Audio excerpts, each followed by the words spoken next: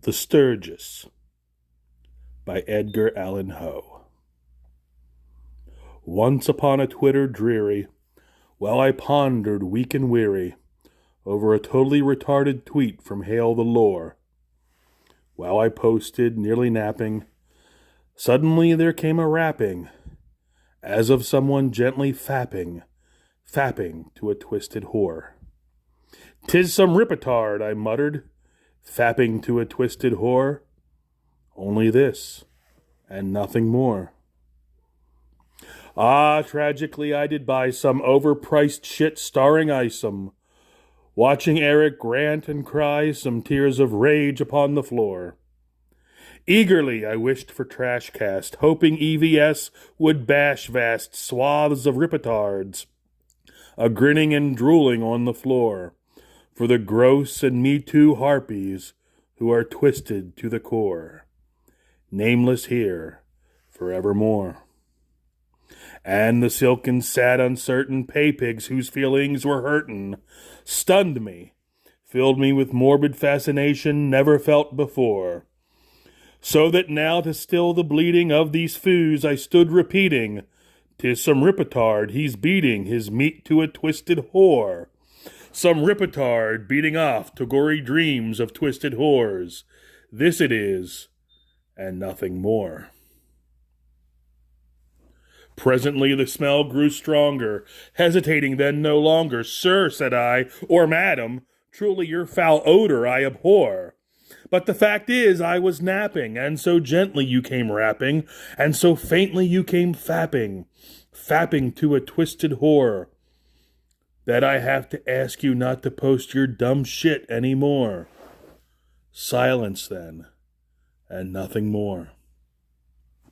Long I waited for a tweet back from this sweaty, bearded meat sack, doubting, dreaming grifts no mortal ever dared to grift before.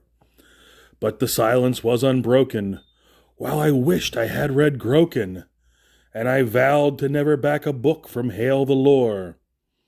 This I whispered, and an echo murmured back the words, "Fetish gore." Merely this, and nothing more. Back into the chamber turning for some decent books a-yearning. Soon again I heard a fapping somewhat louder than before. "Surely," said I, "surely that is a human rip-a-diseased rat is pounding off his meat to the scattish porn of twisted whores. Let my bile be still a moment and this mystery explore. 'Tis a simp, and nothing more." And then here I heard the mutter, with an illiterate stutter, in their posted tweets from Sturgis, backing up his old pal Hale the Lore. Not the least politeness made he, inbred manners were the coin he paid me, but with beard untouched by lady, posted with a flaccid roar, made a sophomoric insult that I found a weak and stupid bore, born of impotent rage, nothing more. Then this stupid dwid was piling tweet upon tweet, dumbly smiling by the sad and unwashed facial hair of the countenance it wore. "Though pathetic and creepy your dirge is, thou," I said, "must be that Sturgis, ghastly, grim, and goofy Sturgis, wandering from the neighborhood of poor, telling me McRippa's earnings as though he were keeping score." Quoth the Sturgis, "I shit my pants." Much I marveled this ungainly dork to hear him shriek so vainly, though his tweets had little meaning, little relevancy bore. For we cannot help agreeing that no living woman seeing this dirtball would be agreeing to bed him upon their seeing all his nasty open sores. And he whimpered, "I shit my pants." But the Sturgis, sitting lonely by his keyboard, muttered only that sad boast as if self-worth he utterly abhorred. Nothing farther than he stuttered, beard afleck with peanut butter, filled with love and joy for the YouTuber he adored. On the morrow he will be there, as his brain is beyond repair. Then the troll said, "I shit my pants." I gazed at the pathos unfolding. An Alpha Core book he was holding. Doubtless, said I, his chair is molding to his giant ass galore. Birthed from some unhappy mother, who, if she had had her druthers, would a hale and productive member of society instead bore, till the dirges of his hope that ghoulish Sturgis instead swore. I shit my pants. But the Sturgis still was shitting in the chair in which his girth was sitting, so I returned to the CG books I had been enjoying before. Then, as his room was stinking, I betook myself to thinking about the way he seemed by an umbilical cord, bound like a medieval cleric to a con man he called Eric, who had matted shoulder hair, ick, under the blue tank tops that he wore.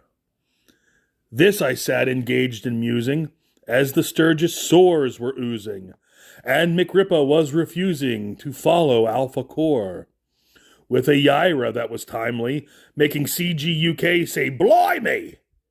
as we all made fun of Documon cards void of lore, but whose cost was just atrocious, printed by the braggadocious.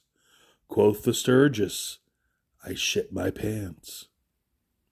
Then, methought, the air grew densely. Sturgis tapped his inner menses and marked out over a book about a man who was half horse. Wretch, I cried, he's just a grifter. Sturgis at this got quite miffed. He stammered as I pointed out the outright fleecing he'd endured. Surely this rang true, as the sad moron clearly was quite poor. Quoth the Sturgis, I shit my pants. Retard, I said, grift is evil, and you smell like a boll weevil. Take a bath and get a job, you myopic Eeyore. Though Sturgis he seemed undaunted, in his eyes I saw the haunted, piteous wrench who declared Indie Comics war. Is there hope for ripitards? Tell me, I implore. Quoth the Sturgis, I shit my pants. Retard, I said, grift is evil. Your thinking is just medieval. The Ripiverse, it faces upheaval when the creditors start howling and the wolf is at the door. I can't help but see Icarus as metaphor. Sturgis flipped out then, and with tears in his eyes he swore. Quoth the Sturgis, I shit my pants. Be that word our sign of parting. And the Sturgis started farting. I'll mute your ass and you won't clutter up my news feed anymore. I'll mute your bullshit, I have spoken. And I turned back to my Groken, knowing that Sturgis was broken, crawling on all fours, freeing myself to catch up on the comic skate drama du jour. Quoth the Sturgis, I shit my pants. And the Sturgis still is sitting, always shitting, in a bedpan he keeps in his room, close to the door. And his eyes have all the seeming of a simp that can't stop dreaming. And he watches Eric streaming, saying, what it is, some more. And his dark fate is still tied to the huckster who grifted and lied to all his fans and took them for their cash and nothing more. This has been read by Tom Tuttle.